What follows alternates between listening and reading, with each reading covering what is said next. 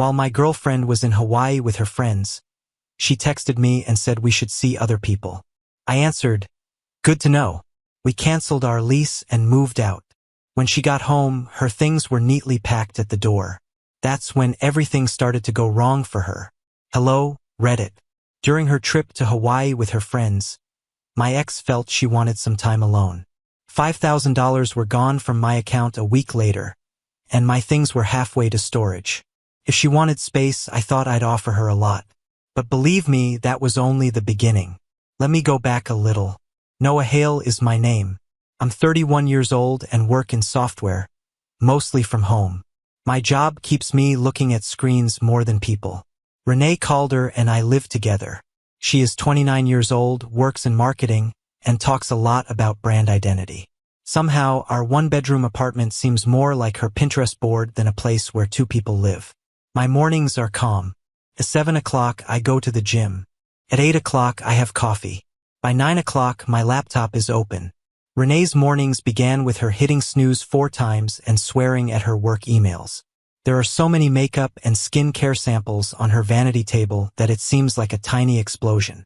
I have a laptop charger and a single mug. She was getting ready for a trip to Hawaii with only girls that week. For 3 weeks, she and her pals Ava and Tara went in and out of the apartment to arrange it. They acted like they owned the place every time they came around, chatting about swimwear, herbs, and the bars they had to go to.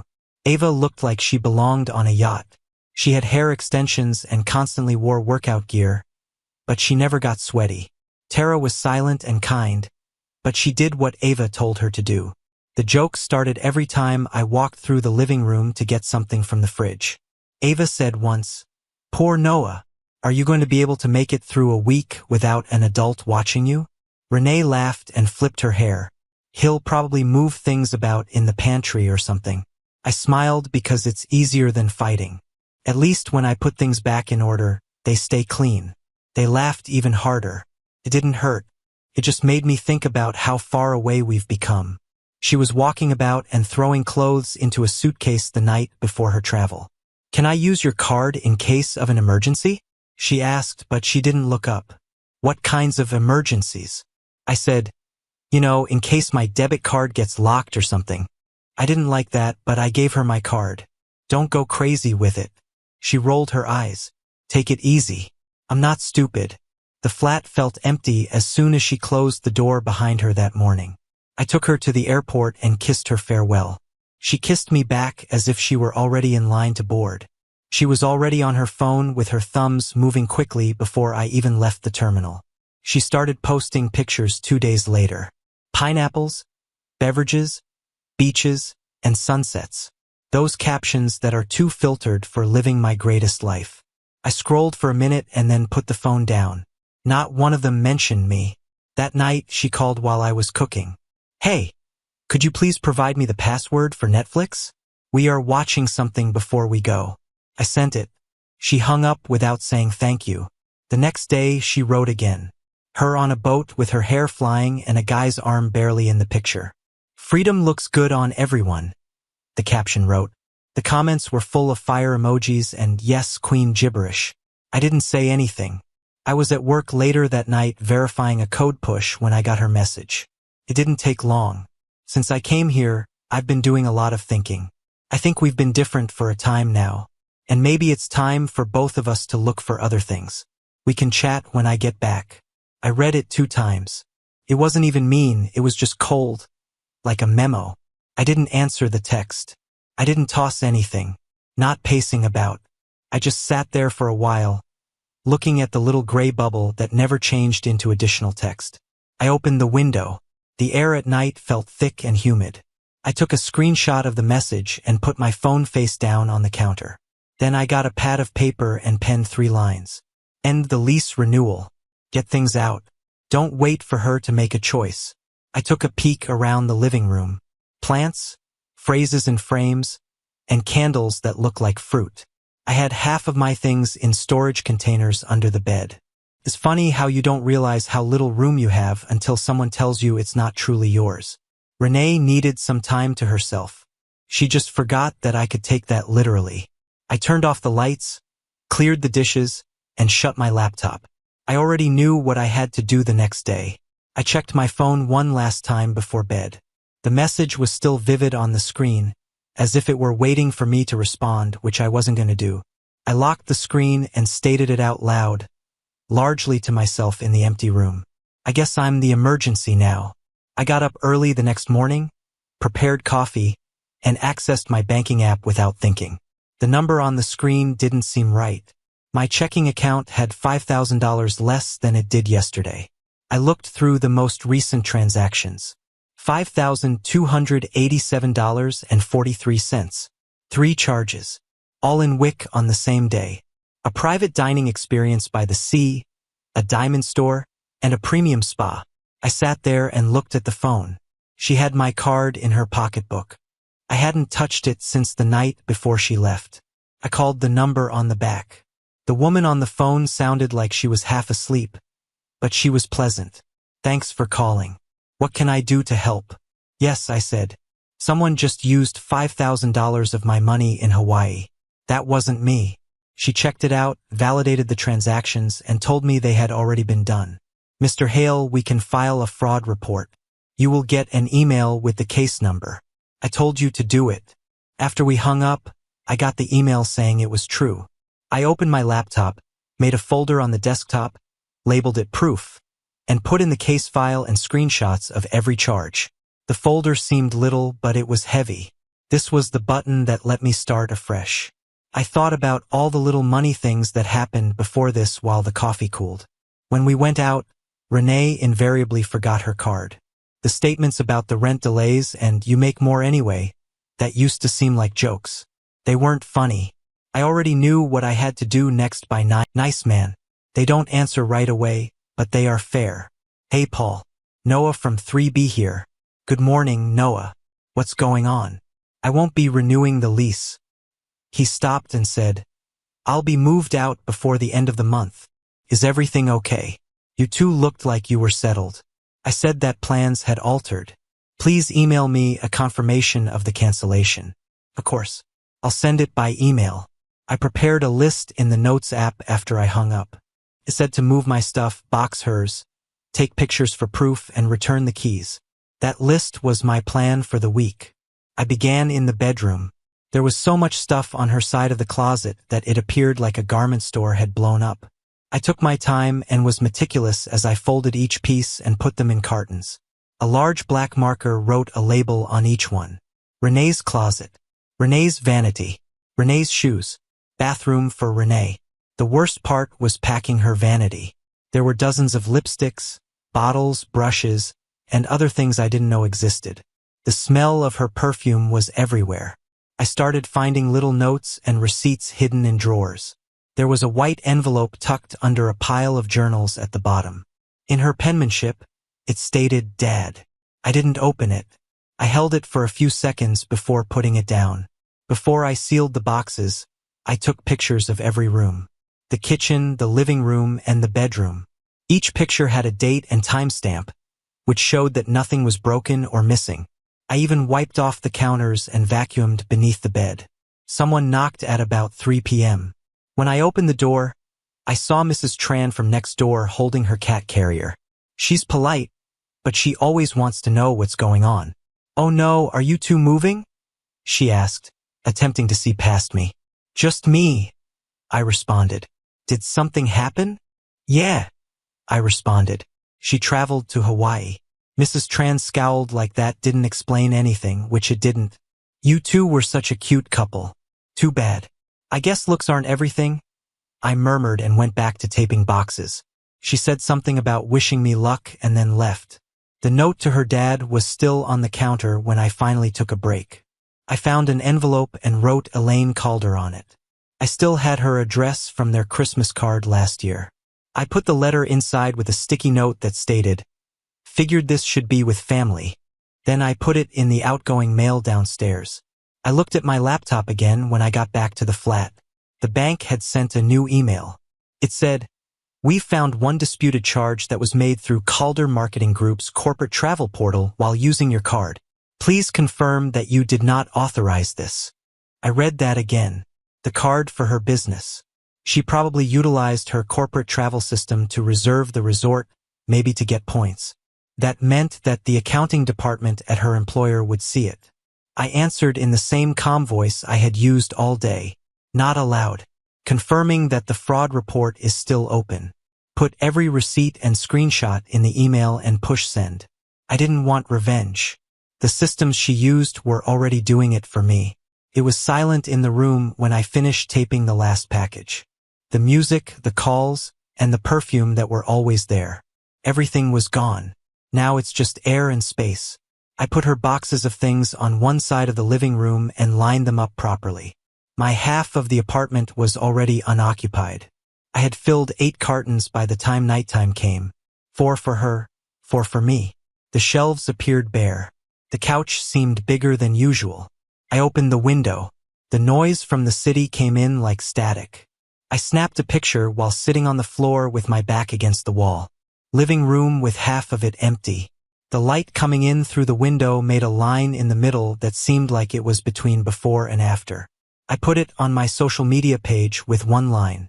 Some doors shut themselves. No tags, no drama, just that. A few minutes later, the phone buzzed, and friends liked it. There were several question marks in my DMs, but I didn't answer anyone. I put my head back against the wall and watched the sun go down behind the skyscrapers. Now, instead of her perfume, the space smelled like cleaning spray. It felt like I could breathe for the first time in a long time. For days after I boxed up the last of her stuff, the home remained quiet. I was cleaning the counters when my phone rang with a voicemail from a number I didn't know. It was a person from Renee's company, Calder Marketing Group. The woman spoke in a nice but strong way. "Mr. Hale, we're looking over a business expense that was charged to your card. We would like to confirm the details." She told me that I could use my card and name and phone number to arrange a stay at the resort through their corporate travel portal. I opened my laptop, attached the receipts and screenshots as proof, and submitted them with a one-line email. All transactions were not allowed. There is a current fraud case. 10 minutes later, they answered, thanking me and talking about their own compliance process. In other words, Renee had just walked into an HR meeting that she didn't know was going to happen. The apartment was clean by the afternoon. There were only her boxes remaining, lined in rows against the wall in the living room. I had already relocated my belongings to the short-term place across town, but I retained a small box of tools to clean for the walkthrough. The next day, I was going to give the keys to the landlord. Someone knocked loudly. I thought it was Paul who was doing the inspection. No, it wasn't. Renee stood there with her bag handle in one hand and her sunglasses on. She was tan from the trip. She had flown home 2 days early. Before she even walked in, she appeared astonished to see the boxes. She said, "What the hell is this?" I used a towel to wipe my hands. "Your stuff. You said we needed space, so I made some. You're throwing me out like trash." "You ended it," I said. "I'm just following orders," she said as she pushed by me and looked around. "My desk is gone, my closet is vacant, and the shelves are empty. You really did move out. You didn't even wait for me to get back. You told me not to. That text wasn't the last one." She went crazy. "You are totally over the top. I meant that we should chat when I got home." I said, "See other people." "And you wrote. It's hard to get that wrong." Her voice got louder. "Everyone saw your post and is asking questions." Then the transition happened. Her voice got softer. "I didn't mean for things to get this bad. The trip was dumb. We all fought. I shouldn't have texted what I did." I leaned against the counter and waited. She kept talking about the card. "It was a mistake. I was going to give you the money back. In that case, your HR shouldn't have emailed me this morning." I told her that froze her. What did they do? They wanted me to authenticate the charges. I did. Her face lost all its color. Then she slammed the box shut and glared. "Noah, you're going to regret this. You believe you're the victim, but everyone will know what kind of person you are." I answered, "I already do." Her heels echoed along the hall as she rushed out. I let out a breath once the door snapped shut. The room was even quieter than before. My laptop made a sound a few minutes later. The bank sent me another email. "We've added more receipts to Calder Marketing Group. The investigation is getting bigger. I didn't smile, but I could feel closure becoming closer. I put the last of her boxes by the front door, made a list of what was in them, and taped it to the top box. I wanted it to be evident that everything was accounted for. Victor was coming back from walking his dog as I walked into the hallway. He looked at the shifting straps in my hand. Did she show up? Yes, I responded. Quick visit. He laughed dryly. People like that only learn when the world stops giving. I secured the wheels on the dolly and nodded. Then it's time for class. We carried the final 2 boxes I had kept back down to his truck together. They were tools and cleaning materials. Probably took 15 minutes. He didn't ask me anything, and I didn't offer anything. Paul, the landlord, came by for the last walkthrough by early evening. It appeared like the flat was cleaner than when we first moved in. He strolled from room to room with his clipboard and nodded. He added, "I've never seen a tenant leave it this clean." I gave him the keys. "Thanks," he said, signing the inspection page and ripping off my copy. "She's still picking up her things." "Eventually," I answered. "It's labeled. Keep a spare so she can schedule pickup." He shrugged, put the keys in his pocket, and departed. The light was lowering behind the blinds, making long lines on the vacant floor. I stood there for a second with my phone in my hand. Then I took a picture of the spotless flat and shared it to my page with a simple caption. "That's one lesson that has been paid for." Then I locked the screen and left for the last time. The picture of the vacant flat had hardly been up for an hour when everything got loud again. The way my phone lit up was different from when she first left. Messages, alerts, and calls came in like someone had kicked a beehive. Ava was the first. "Noah, you're really unstable. Renee told us what you did. Getting rid of her things. Who does that? You need help." Then Tara showed up. Less harsh, but still defensive. "I don't know what's going on, but maybe you should just talk to her. You two are both being nuts right now. Please don't post anything else. She is quite upset. People like that don't want the truth. They merely want proof that their version is correct." By midday the next day, everyone knew about Renee's breakdown. Her stories were long paragraphs with screenshots and ambiguous posts about betrayal and emotional assault. In one tape, she cried and said she arrived home to discover her life on the sidewalk. There were a lot of comments with fire and sympathy emojis. "Stay strong," Ava said, and Tara added a heart. I watched one entire loop, turned off the sound, and went on. The ripple didn't take long to reach my inbox. Friends who knew both of us texted me, "Man, what happened? Are you okay?" She's saying some crazy things. I ignored them all. I had spent 3 years explaining things to her, so I wasn't going to start explaining her to anyone else. That night, a little after midnight, my phone rang again.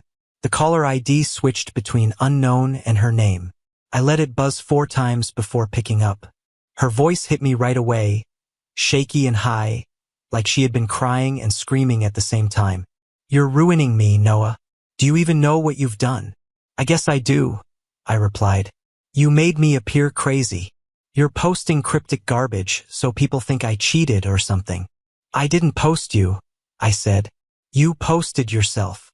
There was stillness for a time, then crying. "You don't understand. I didn't mean to hurt you. I just—" She stopped in the middle of a sentence, and her tone altered. The tears fell quickly. "You know what? It wasn't even a big deal. You were just easy to get to. I was getting to know myself. I kept my voice steady. It didn't ruin it. Just stopped funding it." She started yelling again, but I'd already hung up. The call came through twice more, then stopped. The next morning, an email from the bank investigator landed in my inbox with the subject line, "Evidence attached." I opened it. The attachment was a merchant confirmation with the signed receipt and timestamp. Same boutique in Wook. Her signature matched, and the clerk's notes listed my card. Standing at the counter, sunglasses on her head, laughing with the clerk as she signed a slip. My card sat right there on the counter beside her phone. No explanation needed. I saved the file and dropped it into the folder with the rest. I didn't send it anywhere. I didn't need anyone else to see. The facts had a way of handling themselves if you just let them breathe. Later, when I stepped out to grab groceries, I ran into Victor in the hallway. He was walking Hank, his big gray dog that looks like it could pull a truck. He looked at me, saw the set of my face, and nodded. "She's still losing it pretty loudly," I said. He leaned on the door frame. "People like that think volume wins arguments." "Yeah," I said. "I'm just glad she's yelling somewhere else." Victor chuckled once. That low kind of laugh older guys have when they've seen enough to stop being surprised. "You did the right thing. Don't let anyone convince you otherwise." "I won't," I said. "Appreciate it." He clapped my shoulder, muttered something about Hank needing dinner, and walked off. The hallway went quiet again. That night was calm for the first time in days. I cooked something simple, ate while answering a few work messages, then scrolled through headlines until the noise of the week faded. Around 10, I plugged in my phone and saw 40 missed calls and 24 new texts. Some from numbers I didn't know, some blocked. Most were screenshots or half sentences that didn't make sense. The last message, though, stood out, just one line. "You should know Lucas isn't who you think." No name, no context. I stared at it a second, then typed. Either way, I wasn't chasing it. I closed the messages, muted the number. The apartment was silent. Tires hissed on wet pavement outside. I looked at the stack of boxes I'd yet to move from storage. The photo on my feed still sitting there with quiet likes trickling in. Renee was spiraling in front of an audience trying to rewrite a story everyone would eventually forget. I didn't need to win. I just needed to be done. It was 3 days after that strange text about Lucas when I got a message from Tara. "Hey, can we meet for coffee? Just want to clear a few things up." Not taking sides. Her name popping up surprised me. Out of all Renee's friends, Tara had always been the least loud. The one who sometimes looked uncomfortable when the other two started teasing me. I told her I could meet near my office during lunch. When I got to the cafe, she was already sitting there. Hoodie, sunglasses, coffee half gone. She looked rough, like she hadn't slept much. "I'm not here to argue," she said right away. "I just don't want you thinking I'm like them." "Didn't think you were," I said. "But I'm curious why you messaged me." She sighed and leaned forward. "You got that text about Lucas, right?" "Yeah." "Still don't know who that is." Her eyes flicked down to her cup. "He's the guy we met in Hawaii." "Well, the guy Renee met, kind of." "It's messy." I just nodded, letting her talk. Tara took a breath. "So, Lucas Wren, he's some travel influencer. Has followers, sponsors, free stays at resorts, that kind of guy. We met him the second night there. He bought us drinks, said he could get us into a private event. Renee was all over him instantly." She stopped, rubbed her forehead. "The rest of the week got messy. Renee hooked up with him first. Ava did 2 nights later. I ended up with him after that. None of us knew until we got home and saw his stories. He posted clips of each of us. Different days, same room." She laughed once, a humorless sound. "We realized what happened when one of my friends tagged me in a post. That's when everything blew up between us. Renee called us traitors. Ava called her a liar. Lucas blocked all 3 of us before the flight back." I didn't say anything for a few seconds. She looked like she was waiting for me to explode or laugh or something. Finally, I said, "So, she lost him. She lost her flat after losing her pal. Is that about right?" Tara nodded. I said, "At least she got the group rate." She really did laugh. It was short but true. After that, she shook her head. "Noah, she's going down. She's attempting to make it seem like she broke up with him on her own terms. But she's been sending him DMs nonstop. I think she's afraid of what's going to happen." "What's on the way?" I asked. Tara got closer. "Her work knows about the card. I still work with someone who does accounting. They said they were looking into her expenses. Your bank gave HR copies of the receipts. She's on leave for a short time, which is like being suspended." I crossed my arms and leaned back. "It makes sense." She bit her lip. "I didn't want to reach out, but you didn't deserve how she dealt with all of this. She keeps saying that you were in charge and that you locked her out of the flat. She's changing everything." I thought so. I told them that's what people do when the facts don't fit their tale. Tara nodded. "I'm just done with it. I'm not friends with her anymore. Ava is acting like she's all right, but she's really angry. They are putting up phony statements about devotion and betrayal to make people feel better. You probably know what they are. I told them all to be quiet. That's a good idea. She rose up after finishing her coffee. I just wanted you to know the truth, though. There was nothing you imagined. She truly was with that person, and she's still trying to get out of it. I said, "Thanks for being honest with me."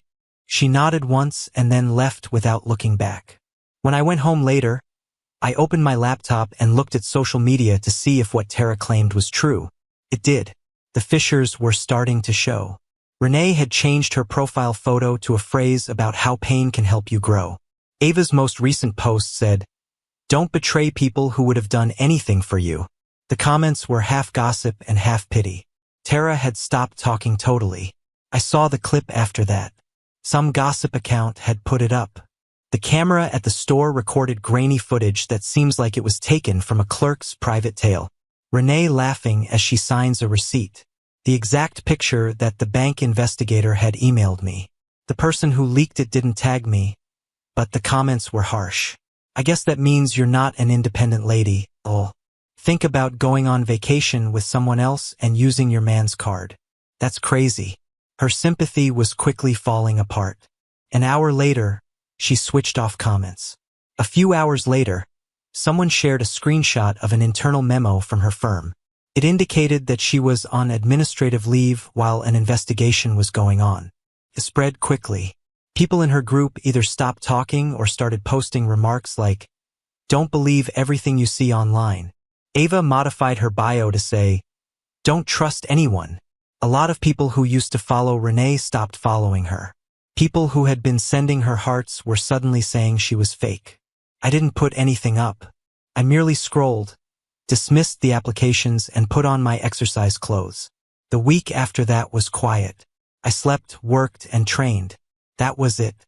When you stop responding, life seems so much easier. I didn't have to prove anything. The truth had already done it for me. A week after the video leak, I got a call from a number I didn't know. I let it go to voicemail and then listened. "Hi, Noah." Elaine called her. Renee's mom. "I wanted to say thank you for being respectful about everything." Her voice was calm, mature, and steady. I called again. I said, "Hello, Mrs. Calder." She sounded almost happy. "I got the letter you sent me." It was the letter that Renee sent to her father. "I appreciate you sending it instead of throwing it away. I figured it wasn't mine to keep." There was a pause, then she said quietly, "She's done this before, you know? Makes a mess. Blames whoever's closest. I used to think it was immaturity, but it's a pattern now. You handled it better than most." "I just handled what was mine." I said, "She won't see it that way." Elaine said, "But I wanted to tell you thank you for not being cruel. That was never the goal." When we hung up, I dropped the call log into proof like everything else. Not to be mean, but to be fair. The bank sent an email the next morning. "The case is closed. Full refund approved." There was a PDF confirmation and a note from the investigator thanking me for clear documentation. I moved the file into the folder after saving it. A small win that was done right. An email came in later that day.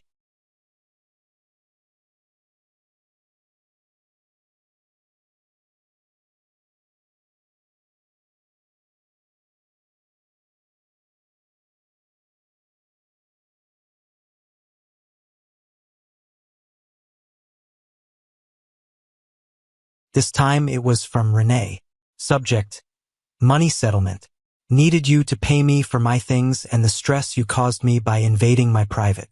I want $3,000 by Friday, or I'll have to take this further. Just that, with no welcome or signature. I didn't say anything back. I sent it right to my lawyer, who had already helped me with the fraud papers. He replied half an hour later. "Done. Stop and don't do it. I'm going out today." That was all. By the middle of the week, I had started to move the remainder of the furniture. We had a few things together. Table, sofa, and a tiny shelf. I sold them online, took the money, and split it up in my head. Part for saving, part for good. That afternoon, I donated a few hundred to a local program that helped people get out of bad financial situations. It seemed like the perfect way to finish things. I traveled back to the old building on Friday to give the landlord the last keycard. There were some tools, cleaning materials, and boxes in the back seat. There were also other things I didn't need but hadn't decided whether to throw away yet. Paul met me at the front gate. "You really left this home pristine," he said. "Wish everyone moved out like that."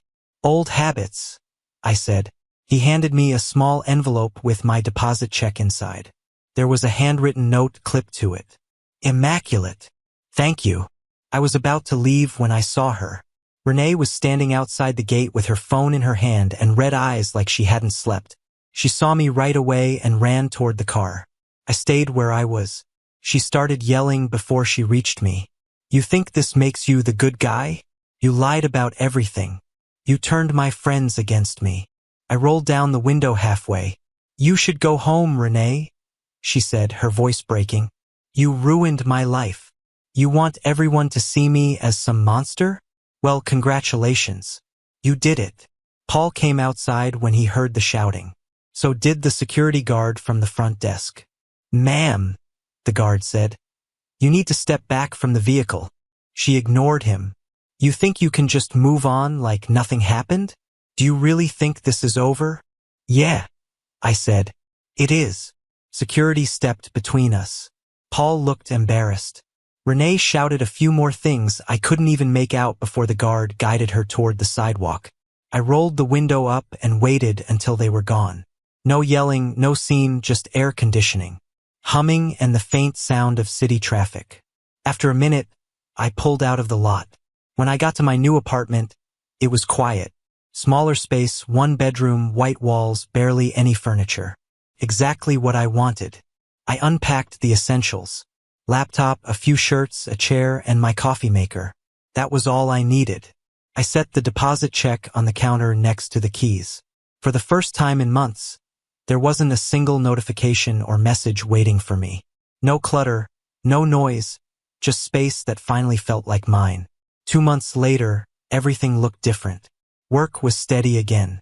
I was back to hitting the gym every morning before logging in. Weekends were quiet. Some running, some laundry, no drama, no noise. The new apartment felt lived in now. It wasn't fancy, but it was mine.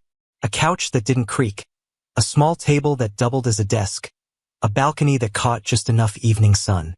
The biggest difference, though, was Apollo. He's a golden retriever I adopted from a rescue shelter. The lady there said he'd been abandoned, left behind when his owner moved. I looked at him through the glass and thought, yeah, same story. He wakes me up every morning now. Tail on the wall, head on the bed, waiting for breakfast. He follows me everywhere like he's making sure I don't disappear on him, too. Victor came over one Friday evening carrying 2 bags of takeout and a couple of sodas. "You look like a man who eats cold food too often," he said, walking straight to the balcony. Paulo loved him instantly, probably the tone of voice, firm but calm. We sat out there while the city lights came on, eating noodles from cartons. No heavy talk, just small stuff. Work, neighbors, Victor's plans to visit his sister. Then he nodded toward Apollo, who was asleep on my feet. "Good choice," he said. "Dogs don't lie. People could learn from that." "Yeah," I said. "He doesn't ask questions, doesn't talk back, doesn't text from Hawaii." Victor laughed quiet and short. "You're doing fine, kid. Don't waste energy looking behind you." "I'm not," I said. "I deleted half my past already." He gave a slow nod like that was enough. The next week after work, I stopped by a cafe near the park. I brought my laptop to finish a few things, ordered coffee, and sat by the window. Apollo was tied outside with his water bowl, watching every person who passed like it was his job. About 20 minutes in, I looked up and froze. Renee had just walked in. She didn't see me at first. Her hair was darker, shorter, no makeup, no shine. She looked tired in that way people do when their lives haven't been going how they tell others online. Then she noticed me. Her eyes widened for a second before she masked it with a half smile. She walked over, holding her phone like a prop. "Didn't expect to see you here," she said. Her voice was flat. I nodded once. "It's a small city." She crossed her arms. "So you're just happy now?" That easy? I kept my tone even. I'm fine. She tilted her head. You think you're better than me now? Huh? I met her eyes. No, I said just better without you. That shut her up. She stood there like she wanted to say something else, but couldn't find the words. I took my coffee, gave Apollo's leash a gentle tug through the window, and left. Outside, the air felt clean. Apollo wagged his tail and pressed against my leg like he already knew it was done. When I got home that evening, the apartment was quiet except for the sound of his paws on the tile. I sat at my desk, opened my laptop, and clicked into proof for the first time in weeks. There it was. Every screenshot, every receipt, every photo, the whole mess neatly contained. I scrolled through a few files. Her message, the bank report, the image from the boutique. None of it made me angry anymore. It just looked like evidence from a different life. I highlighted everything, hit delete, and emptied the recycle bin without a second thought. No noise, no chaos, just structure and peace. Apollo's a little bigger, a little lazier. He still sleeps next to my desk when I work and jumps up when he hears the word park. The rescue lady told me he might take a while to trust people again, but he adjusted fast. I guess we both did. Work solid. I got promoted last fall, not because I hustled harder, but because I finally stopped carrying extra weight. When you're not waking up to fights or worrying about who's using your card, your mind works better. I didn't realize how much space peace gives you until I had it. I moved again. Nothing major, just to a slightly bigger place with better sunlight. It feels like a clean continuation of everything I started. That month, I packed up and walked away. I've kept it minimal. Couch, bed, desk, coffee machine, and a handful of framed photos. One of Apollo as a puppy, one of a trail up north where we hike every few months, and one with Victor and Hank on the balcony. Renee's name hasn't come up in a long time. The last thing I heard, she left the company not long after the audit ended. Word was she tried freelancing for a while, then went quiet online. I don't wish her anything bad. Honestly, I hope she figured herself out. We were just two people with mismatched definitions of respect. That's not a crime. It's just a lesson you pay for. Every now and then, someone will ask if I'm seeing anyone. I tell them I'm not in a rush. I like my space, my dog, my quiet mornings. The old version of me used to mistake noise for energy and attention for love. Now I just call it what it is, distraction. If I've learned anything, it's that peace doesn't show up like a gift. You build it, you guard it, and you don't hand it to someone who hasn't earned their own. YouTube just dropped this new hype feature. If you're hooked on this story, smash that hype button.